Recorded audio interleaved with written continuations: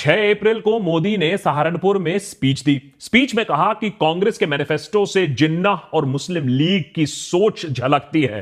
सहारनपुर में Indian national Congress के candidate Imran Masood ने बीजेपी के कैंडिडेट को 64,000 वोट से हरा दिया। फिर 22 अप्रैल को बंसवाड़ा में मोदी ने अपनी ऐतिहासिक मंगलसूत्र वाली स्पीच दी। वहां पर इंडिया अलायंस के भारत आदिवासी पार्टी या बीएपी ने बीजेपी के कैंडिडेट को 2,47,000 वोट से हरा दिया। 1 मई को मोदी ने गुजरात के बनसकांठा में बोल दिया कि अगर आपके पास 2 भैंस है तो कांग्रेस पार्टी 1 भैंस ले लेगी। अरे एडिटर, कंट्रोल योर इमोशंस है। बनसकांठा इतना इंपॉर्टेंट क्यों है? क्योंकि वो उस गुजरात में है जो बीजेपी और पर्सनली मोदी शाह का गढ़ माना जाता है, और वहां पर कांग्रेस की जो कैंडिडेट है 30,000 वोट से बीजेपी के कैंडिडेट को हरा देती है। आज से ठीक 1 हफ्ते पहले चुनाव के नतीजे आए। देशभक्त पर सालों से जो हम चेष्टा कर रहे थे, जो बात हम कह रहे थे, जो एम हम कर रहे थे, वो सफल हुआ। कि कौन आता है कौन जाता है उससे हमें घंटा फर्क नहीं पड़ता है। जितना फर्क हमें पड़ता है कि डेमोक्रेसी रहना चाहिए, डेमोक्रेसी को नहीं जाना चाहिए, ऑटोक्रेसी को नहीं आना चाहिए। पक्ष विपक्ष दोनों की आवाज होनी चाहिए और जनता का सच में भला होना चाहिए। उनको नेतागण बकरी ना बना दे, यही हमारी चेष्टा रही है। इनिशियल शॉक के बाद नतीजों को गौर से अब उनका एनालिसिस हुआ है पिछले 1 हफ्ते में, और परिणाम के ट्रेंड से क्या सीख मिलती है, परिणाम क्या कह रहे हैं, वो जानने की कोशिश हो रही है। आप लेफ्ट विंग हो, राइट विंग हो, हमारे तरह कॉन्स्टिट्यूशन ऑफ इंडिया विंग हो, तो इस बात से तो आपको कोई दिक्कत नहीं होगी ना कि अगर मैं कहूं आपको कि 2024 का चुनाव मोदी के नाम पर, मोदी के दम पर बीजेपी और एनडीए ने लड़ा। मोदी की शक्ल हर कंस्टिट्यूएंसी में थी, ठीक है, हाँ, और जिसका हर सीट पर ना ऐसा लग रहा था कि मोदी खुद ही कंटेस्ट कर रहे हो। After all there is no alternative to Modi, if not Modi then who. और प्रधानमंत्री ने हर दिन कम से कम 2 से 3 बड़ी बड़ी स्पीचेस दी हैं। लाखों लोगों ने इन स्पीचेस को सुना है, रैली में आए हैं, और एक क्लियर मीडिया नैरेटिव था कि मोदी 2024 में उन्हीं का करिश्मा है, उन्हीं का बोलबाला है, और इसी बोलबाले से मोदी फैक्टर से 400 पार का एक आंकड़ा बनाया गया। इस सब के बावजूद जब हम नतीजे पर, नंबर्स पर एक क्लोज एनालिसिस करते हैं तो कहीं ना कहीं यह क्लियर बात हो जाती है कि यह ओनली मोदी वाली जो स्ट्रैटेजी थी ब्रिलियंटली बैकफायर करती है। गौर से सुनिएगा। 2019 में प्रधानमंत्री मोदी ने 103 सीट्स में स्पीचेस दी, सभाएं की बड़ी बड़ी, और 86 सीट्स में से बीजेपी और एलाइज इनमें जीतती हैं। माने 103 में से 86 सीट जीती है। 85% का स्ट्राइक रेट बनता है। इसको कहा जाता है स्ट्राइक रेट। जहां मोदी ने स्पीच दी वहां मोदी जीतते हैं या हारते हैं। 2024 में प्रधानमंत्री मोदी ने 164 कंस्टिट्यूएंसीज में सभाएं रखी, अपनी स्पीचेस दी, और उनमें से बीजेपी और उनकी एलाइज ने सिर्फ 87 सीट्स वो सिर्फ जीत पाए। इसका मतलब है 53% स्ट्राइक रेट हो गया है। 85% से 53%। अरे 56% तो ले आते हैं सर। आंकड़ों ने भी मर्यादा नहीं रखी। ये 53% एक बहुत अहम आंकड़ा है। हमारी डेमोक्रेसी के लिए बहुत कुछ ये बताता है कि मोदी की असली लोकप्रियता कितनी बाकी है, कितनी बढ़ रही है या घट रही है। लेकिन यह आंकड़ा और भी दुखद हो जाता है मोदी के लिए, बीजेपी के लिए, एनडीए के लिए, जब इसे आप राहुल गांधी के यात्रा से कंपेयर करोगे। यह कैसे हो गया कि वही राहुल गांधी जिसका मोदी और बीजेपी और आईटी सेल आए दिन मजाक बना रही थी, आज वही मोदी को टक्कर दे रहा है। मोदी उसके सामने हारता हुआ नजर आ रहा है। और आंकड़े बता रहा हूं, यह ओपिनियन नहीं है। तो क्या Modi has met his match? क्या राहुल ने मोदी के इस इलेक्शन ट्रैक रिकॉर्ड को अब मात दे दी है? राहुल का परफॉर्मेंस कहां और कैसे अच्छा हो रहा है? मोदी और राहुल के इलेक्शन ट्रैक रिकॉर्ड को हमें कंपेयर करना बहुत जरूरी है, क्योंकि इससे देश की पॉलिटिक्स और जो हमें एक लीडर चाहिए उसका एक आंसर मिलेगा। देशभक्त पर आज इसी को हम एनालिसिस करने की कोशिश करेंगे, जानने की कोशिश करेंगे कि भैया एडवांटेज किसका है आज के पॉलिटिक्स में। प्रधानमंत्री मोदी और बीजेपी ने पूरी कोशिश की थी कि इस इलेक्शन को एक प्रेसिडेंशियल स्टाइल इलेक्शन बनाया जाए। Modi versus who? अरे वन नेशन वन इलेक्शन का भी यही फंडा है। हम ही नेशनल पार्टी है, हम ही नेशनल लीडर है, करा दो इलेक्शन एक ही टाइम पर। लेकिन हिंदुस्तान में पार्लियामेंट्री सिस्टम ऑफ डेमोक्रेसी चलता है। हर सीट पर आप एक एमपी कैंडिडेट को चुनते हो। हां, हम लोग में से बहुत सारे लोग ये चीज भूल गए हैं, लेकिन हम चुनते एमपीज हैं, और फिर वो एमपीज दिल्ली में जाकर लेजिस्लेटिव पार्टी की मीटिंग में एक प्रधानमंत्री को चुना जाता है। इससे बैलेंस ऑफ पावर भी मेंटेन रहता है कि कोई तानाशाह पावर में ना आ जाए। मगर बीजेपी का लॉजिक उल्टा ही था कि मोदी तो सबसे पॉपुलर है, तो मोदी, वैसे इंसान तो है ही नहीं, भगवान है, भगवान का संकेत है, तो हर सीट पर मोदी वर्सेस हु का नारा चलवा दो और सारे वोटर मोदी जी के लिए बटन दबाएंगे, कैंडिडेट के लिए नहीं दबाएंगे। अब आप सोचो, अगर 240 की जगह 340 बीजेपी के पास आ जाते तो आज ढिंडोरा क्या पिटता कि मोदी एंड ओनली मोदी के वजह से विक्ट्री मिली है। लेकिन ये हम क्यों नहीं सोच रहे हैं कि 340 की जगह 240 सीट्स आए हैं, तो ये जो 100 सीट की हार है, इसका खामियाजा और इसकी रिस्पॉन्सिबिलिटी किसके सर पे उठती है? और यही चीज आती है कि मोदी की पॉपुलैरिटी को क्या हो रहा है। पहला बड़ा पॉइंट समझो, ये जो 85% स्ट्राइक रेट से 53% स्ट्राइक रेट हम आ गए हैं, ये नरेंद्र मोदी का फॉल है। और ये समझिए क्यों? क्योंकि नॉन ट्रांसफरेबिलिटी ऑफ पॉपुलैरिटी अब साबित हो चुकी है। आप पॉपुलर हो सकते हो, आपकी छवि बड़ी हो सकती है, लेकिन आप अपनी पॉपुलैरिटी को किसी लोकल कैंडिडेट के ऊपर इनडेफिनेटली ट्रांसफर, डाउनलोड नहीं कर सकते हो। आपने किया है, अग्रीड, और बहुत बड़ी चीज थी। 2014 में स्ट्रॉन्ग एंटी इनकम्बेंसी था, 2019 में पुलवामा स्ट्राइक था, नेशनलिज्म का एक वेव था, तो चुनाव प्रेसिडेंशियल स्टाइल बन गया था, लोकल नहीं।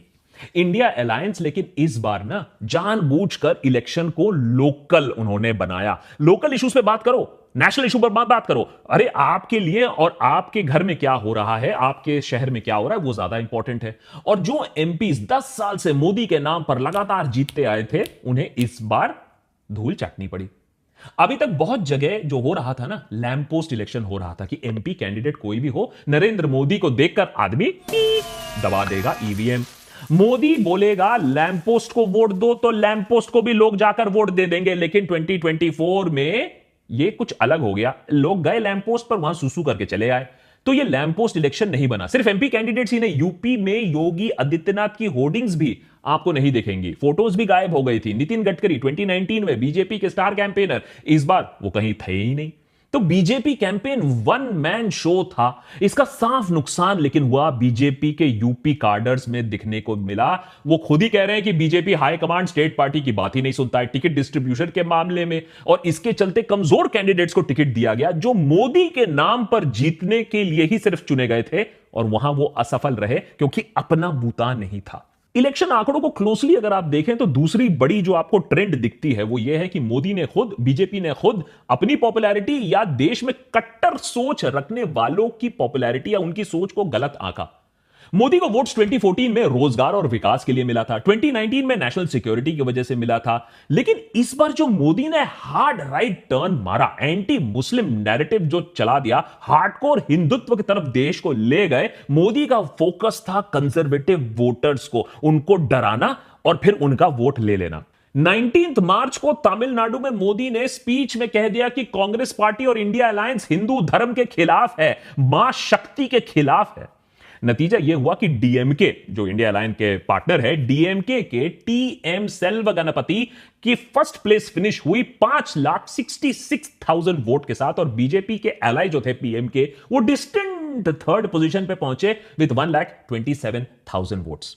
23 अप्रैल को मोदी ने राजस्थान के टोंक में सवाई माधोपुर में कहा कि Congress party SC, ST, OBC reservation लेकर मुसलमानों को दे देगी। वैसे कहा कभी कांग्रेस ने नहीं था, लेकिन कहने में क्या जाता है, इलेक्शन है, एनीथिंग गोज। लेकिन लोगों को शायद यह बात पसंद नहीं आई। वहां पर कांग्रेस के हरीश चंद्र मीणा ने बीजेपी के सुखबीर सिंह को ऑलमोस्ट 65,000 वोट से हरा दिया। अब यूपी के होसाई में देख लीजिए, मोदी ने कहा कि इंडिया अलायंस की सरकार आएगी तो हिंदू सेकंड क्लास सिटीजन बन जाएंगे। आए, ये कब हो गया? इस सीट पे समाजवादी कैंडिडेट 1,62,000 वोट से जीत गए।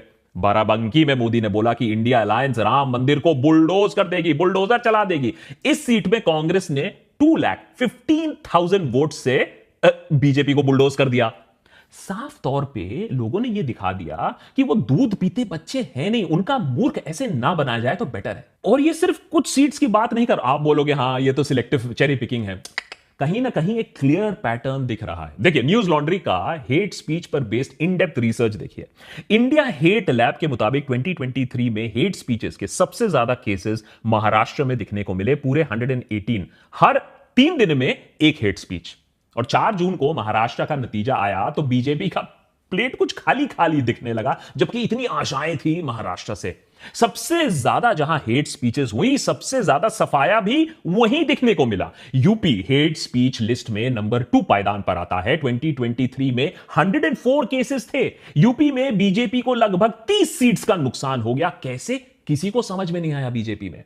हम इस पे अलग वीडियो ऑलरेडी बना चुके हैं कि सिर्फ मुस्लिम, मुगल, मुजरा, मछली, मंगलसूत्र, राम मंदिर से काम नहीं चलेगा। अयोध्या के लोगों ने भी दिखा दिया बीजेपी को कि भैया इस बात पर हम वोट नहीं देंगे। और यह पैटर्न पूरे देश भर में अब दिखने को लगा है जब डिटेल्ड एनालिसिस हुआ है कि मंदिर अच्छी बात है, इसमें कोई प्रॉब्लम नहीं है। हमने भी कहा है बनाओ राम मंदिर, लेकिन उसके बाद जो आपने रिलीजियस हेट का जो सिलसिला शुरू किया, लोगों को वो पसंद नहीं आया। बीजेपी के पास अंधाधुंध कॉर्पोरेट पैसा है और वो बहुत बड़ी बड़ी रैलीज करती है, हजारों लाखों लोगों को लाया जाता है। पर ये भी वैसे कोई ये छलावा, ये सबको ओपन सीक्रेट मालूम है कि रैलीज में भी 400-500 रुपए देकर लोगों को बुलाया जा रहा है। आपके पास पैसा होने के बाद भी, क्राउड होने के बाद भी, टीवी होने के बाद भी आपके पास ग्रैंड सक्सेस डिक्लेयर करने का हक है, लेकिन वो क्राउड घर जाकर वोट करेगा आपके लिए या नहीं करेगा, वो रात को टीवी देखकर आपके लिए वोट करेगा या नहीं करेगा, अब ये बात अनसर्टेन हो गई है। इसमें कोई गारंटी नहीं है। मोदी का स्पीच सुनकर भी कोई इतना मंत्रमुग्ध हो नहीं जा रहा है कि बीजेपी को वोट दे। दूसरी तरफ विपक्ष के पास इतना पैसा भी नहीं है। सबको मालूम है कि कांग्रेस के बैंक अकाउंट को फ्रीज किया गया था, बहुत दिक्कतें आई थी, और कांग्रेस की रैलीज को मेन स्ट्रीम मीडिया ने कोई कवरेज नहीं दी है। यह भी कोई डिबेट का मैटर नहीं है। लेकिन तब भी देखिए, क्विंट ने डेटा क्रंच किया प्रियंका गांधी की रैली पर। शुरुआत करते हैं प्रियंका गांधी की रैली से, और वो कितनी असरदार हैं या नहीं। एकदम स्टनिंग नंबर्स दिखेंगे आपको। प्रियंका गांधी कैंपेन पीरियड में total 108 public meetings and road shows करती हैं। ये टोटल 46 सीट्स को कवर करती हैं। इनमें से कांग्रेस पार्टी को 20 सीट्स पर उन्होंने बाजी मारी। 46% का स्ट्राइक रेट रहा। ठीक है, मोदी के 53% से थोड़ा कम है, मगर पिछले बार के कांग्रेस के स्ट्राइक रेट से काफी ज्यादा है। रैलीज कम सीट पर फोकस थी, पर फोकस का फायदा डेफिनेटली कांग्रेस को मिला। अब आते हैं भारत जोड़ो यात्रा पर और भारत जोड़ो न्याय यात्रा पर। कितनी सफल रही वो राहुल गांधी के लिए। भारत जोड़ो यात्रा या पार्ट 1 कन्याकुमारी से कश्मीर तक एक पद यात्रा थी जो देश के 71 लोकसभा सीट से गुजरी। 2019 में इन 71 में से कांग्रेस और उनके एलाइज ने टोटल 69 सीट्स पर कंटेस्ट किया था। 65 पर कांग्रेस और 4 एलाइज, और इनमें से उन्हें 17 सीट्स में जीत हासिल हुई थी। 15 कांग्रेस और 2 एलाइज के खाते में। अब आते हैं 2024 में। 70 सीट्स कांग्रेस और एलाइज ने कॉन्टेस्ट की। 56 पर कांग्रेस ने और 14 एलाइज ने जीती। माने पिछले बार का टोटल 17 से वो बढ़कर 29 हो गया। कांग्रेस की 23 सीट्स पर जीत और एलाइज की 6 सीट पर जीत।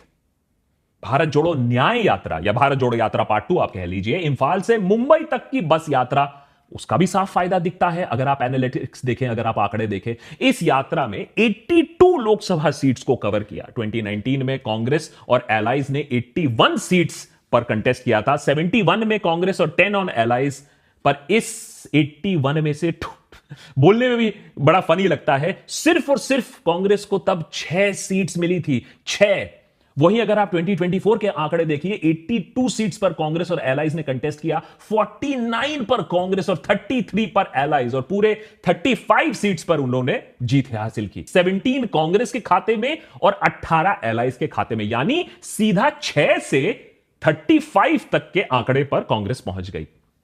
अब ठीक है, इसमें से आप कह सकते हैं कि कई जगह है जहां कांग्रेस एसपी का अलायंस था। खुद कांग्रेस ने कई सीट्स जीती हैं, लेकिन इसमें भी, मगर कांग्रेस ने खुद भी दूसरे जगह पे जहां अलायंस है भी नहीं, जहां अलायंस बिल्डिंग हुई भी नहीं है, वहां जहां समाजवादी पार्टी का सपोर्ट भी नहीं है, वहां भी उन्होंने बढ़िया परफॉर्मेंस दिखाया है। तो इंपैक्ट जरूर पड़ा है।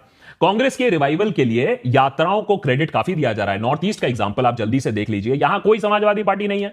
यहां कांग्रेस ने जो भी किया अपने बूते पर किया। जिस मणिपुर से न्याय यात्रा शुरू होती है, वहां पर कांग्रेस की 2019 में एक भी सीट नहीं थी। 2024 में कांग्रेस ने वहां की दोनों सीट जीत ली। नागालैंड में जहां 2019 में कांग्रेस हारी थी, जहां पर कांग्रेस का एक भी एमएलए नहीं है, वो सीट भी अब कांग्रेस 2024 में जीत लेती है। लोकल लीडर हार जाते हैं। मेघालय से गुजरी और वहां Congress candidate sitting chief minister के सिस्टर को हराकर वहां जीत हासिल करती है।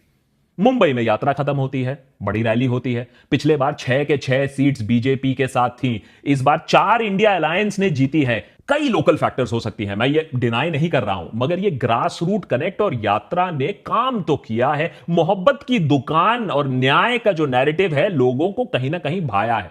और जहां लोकल फैक्टर्स हैं, इलेक्शन आसान नहीं है, बहुत सारे फैक्टर्स हैं, लेकिन नैरेटिव बिल्डिंग देखिए किस तरीके से की जा सकती है कि जिस इंसान का मजाक उड़ाया जा रहा था वो इंसान की, अगर आप इलेक्टोरल हीट मैप देखें, अगर इलेक्टोरल परफॉर्मेंस देखें, तो वो नरेंद्र मोदी से बेटर होती दिख रही है। वैसे उस मुंबई सभा को मेन स्ट्रीम मीडिया ने तो खास कवर नहीं किया था, मगर एक चीज साफ हो गई थी कि सिर्फ करोड़ों रुपए खर्च करने से और बड़ी बड़ी रैलियां करने से, भड़काऊ बयान देने से, मुगल मटन मछली करने से वोटर का ध्यान हमेशा के लिए आप खींच नहीं सकते हो। और खींच भी लिया तो जरूरी नहीं है कि वोटर्स कन्वर्ट होंगे उस दिन, इलेक्शन के दिन, खास करके रूरल एरियाज में जहां मीडिया पेनिट्रेशन उस लेवल तक नहीं है।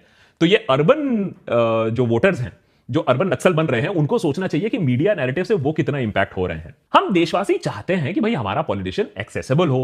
टीवी और होर्डिंग पर दिखना काफी नहीं है, गांव मोहल्ले में घूमना पड़ता है। भाई नेता का कनेक्ट नहीं होगा, नेता का अगर एरोगेंस होगा तो फिर वो नेता हारेगा। ये मैसेज 2024 ने दे दिया है। सिर्फ मैं ही नहीं बात कर रहा हूं, वैसे में ये जन की बात भी यही है। सिर्फ हेलीकॉप्टर में घूमने से काम नहीं बनेगा, पदयात्रा भी जरूरी है, कनेक्ट भी जरूरी है, और एरोगेंस थोड़ा कम कर लो दीदी। और ऑपोजिशन को भी इसी चीज का रिवॉर्ड मिला है कि उन्होंने कुछ कोशिश तो की डायरेक्ट कांटेक्ट बनाने की। अब उनको यही चीज कंटिन्यू रखना पड़ेगा। सिर्फ चुनाव के लिए आप साथ में आ रहे हो और फिर उसके बाद आप बिखर जाओगे इंडिया ब्लॉक, तब भी काम नहीं चलेगा। तो बीजेपी के लिए भी ये सेम मैसेज है कि जनता से वो बात करे, सबका साथ सबका विकास, उस पर फोकस करे। नफरती एजेंडे को अब थोड़ा छोड़ दे, मसल पावर छोड़ दे, और ये मत सोचिए कि पैसा है तो सबको हम उसका पपलू बना सकते हैं। राहुल गांधी, जिन्हें एक फ्लॉप पॉलिटिशियन कहा जाता था, उनके लिए अब आने वाले 5 साल बहुत ज्यादा इंपॉर्टेंट होने वाले हैं। अपने आप को मोदी के बराबर, उनसे ऊंचा एस्टैब्लिश करने का एक मौका तो दिया है जनता ने। क्या राहुल एक इफेक्टिव ऑपोजिशन लीडर अब बन पाएंगे? क्या वो बीजेपी को on A daily basis, parliament में हो या पॉलिटिक्स में हो या मीडिया पर हो, उन्हें हरा पाएंगे? क्या वो एक जनरेशन नेक्स्ट के लिए एक एनर्जी, कांग्रेस के लिए फिर से एक वोट बैंक क्रिएट कर पाएंगे? राहुल का प्रॉपर रीलॉन्च हो गया, राहुल का मोदी वर्सेस परफॉर्मेंस वो भी देश ने देख लिया। अब सवाल यह है कि ये जो डीमोदियाइजेशन हुआ है 2024 में, क्या राहुल रीडेमोक्रेटाइजेशन ऑफ इंडिया में एक बड़ा रोल निभा पाएंगे? अब बोला तो गया है कि राहुल को ऑफर किया गया है कि लीडर ऑफ ऑपोजिशन का रोल वो लें। अगर Rahul Gandhi leader of opposition का रोल वो चूज करते हैं तो एक बहुत बड़ी चुनौती बनती है नरेंद्र मोदी के लिए कि अगर राहुल गांधी उतनी ही तीव्र गति से जैसे इलेक्शन में काम किया था, on a daily basis BJP को हैमर कर सकते हैं, तब हमें डेमोक्रेसी में थोड़ी सी बैलेंस दिखने को मिलेगी।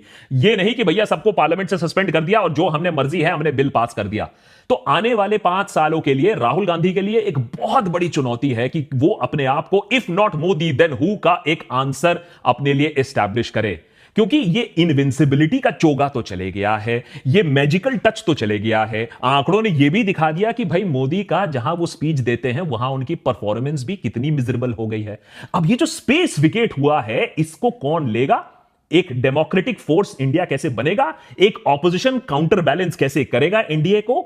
यह देखने की बात है। फिलहाल जनता ने तो एडवांटेज राहुल गांधी को दिया है। अब देखते हैं राहुल गांधी इस एडवांटेज के साथ क्या करते हैं, मैच सेट गेम करते हैं या नहीं।